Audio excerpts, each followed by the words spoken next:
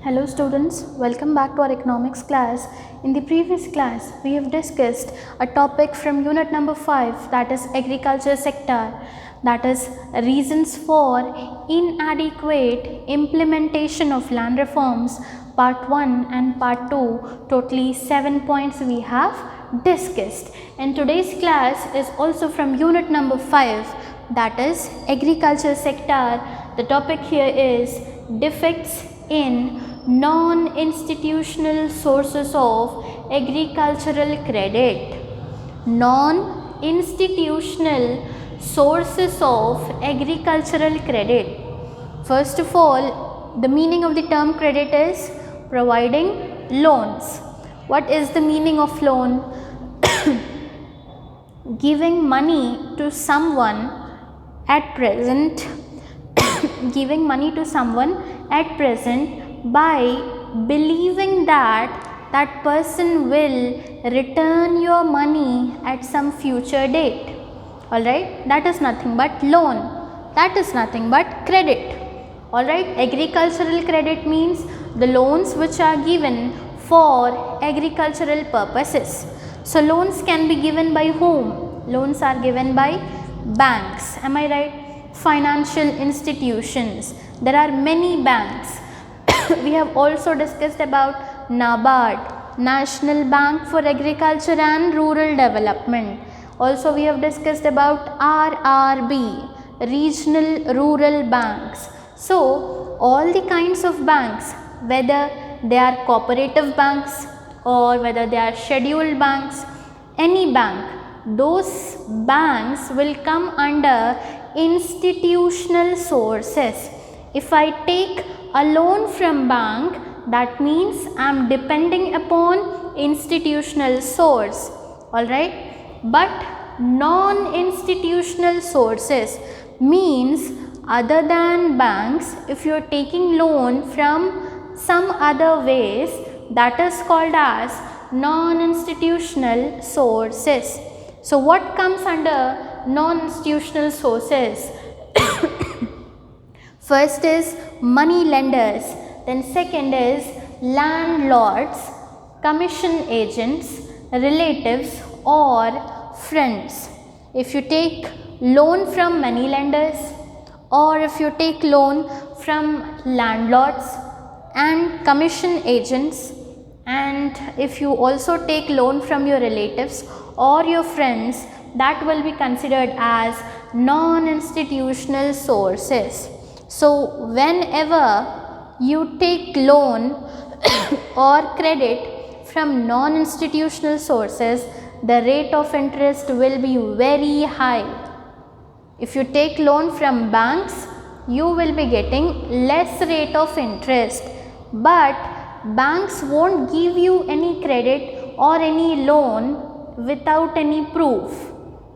Government will keep something as a proof, like either the land, okay, how much property you have, gold loans will be there.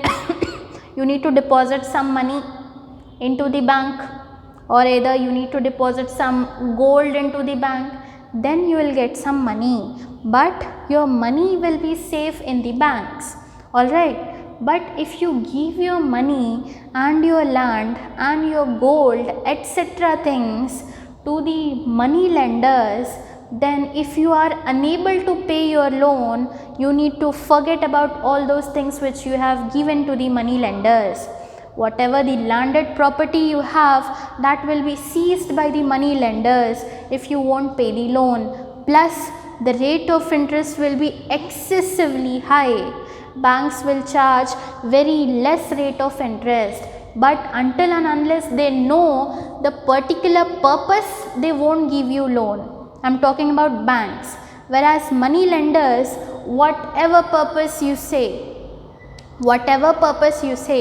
it is reasonable or non-reasonable, they will be ready to give how much amount you want, that much amount loan they are ready to give you. If you ask a loan in thousands and lakhs, the money lenders are ready to give you the loans, but at very high rate of interest. Banks will not be ready to give you unlimited amount, but they will give you little amount with little rate of interest. Your money will be safe with your banks. But if we depend on this non-institutional sources, what difficulties we face, let us see in this topics. So during the year 1950 to 51, how much of our population was depending on non-institutional sources and how much of our population was depending upon the government is given over here. So nearly 93%, how much? Nearly 93% of the persons, of the farmers depended upon non-institutional sources, that is money lenders. Alright, and very less percentage, that is 7% of the population depended upon the government.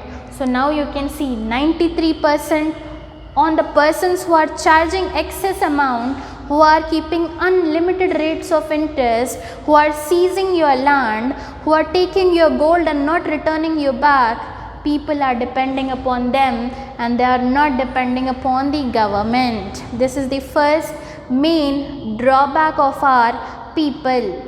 And next thing, money lenders and landlords. Money lenders and landlords supplied credit for productive purposes as well as unproductive purposes. Now, productive purposes means, for example, if you invest in some company, then whenever that company is getting some profits, you will be getting some amount. If you invest 10,000, whenever that company will get profit, it will give you, instead of 10,000, it will give you 15,000. This is called as productive purpose. Means after investing, you are getting some returns, you are getting some money back. That is productive purposes. Now what is unproductive purposes? Loans are also taken for unproductive purposes, like for the marriages. If you invest in marriages, will you get any amount in return? No.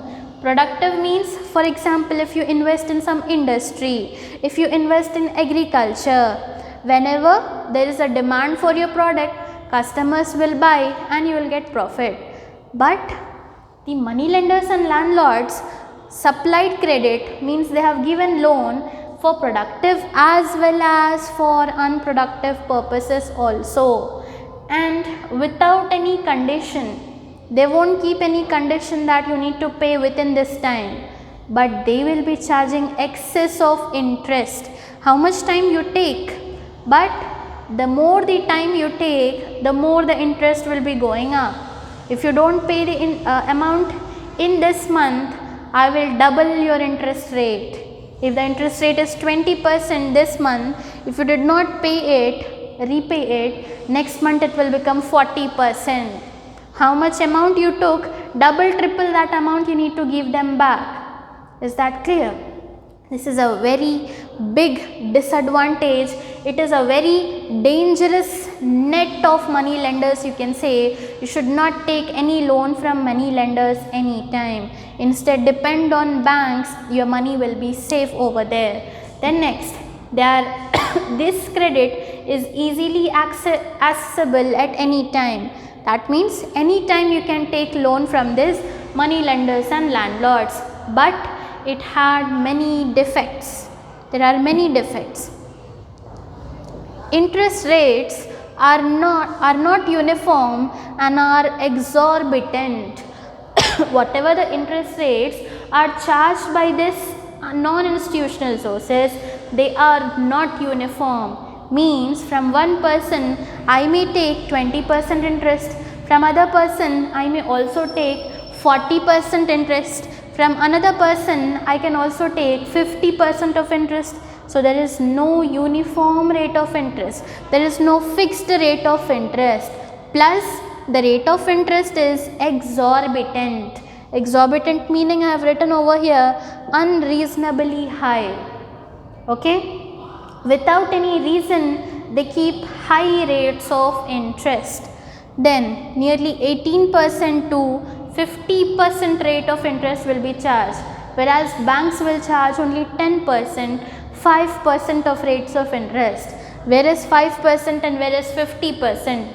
You can observe the change. So never depend upon money lenders, never depend upon non-institutional sources.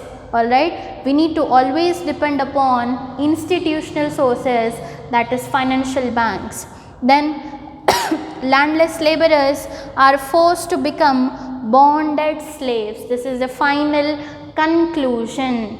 Alright, the persons who are not having any land, as a proof that they will repay the loan, whenever you take loan you need to keep something or the other thing as a proof.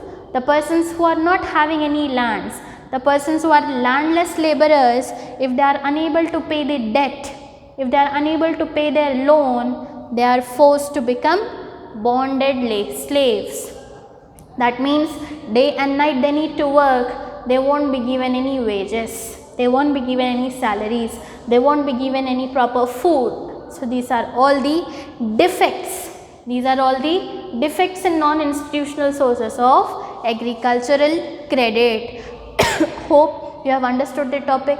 Please note it down and write it for 3 times with seeing by heart and write without seeing. So see you in the next classes with some more and interesting topics. Till that, stay healthy, stay safe and keep learning.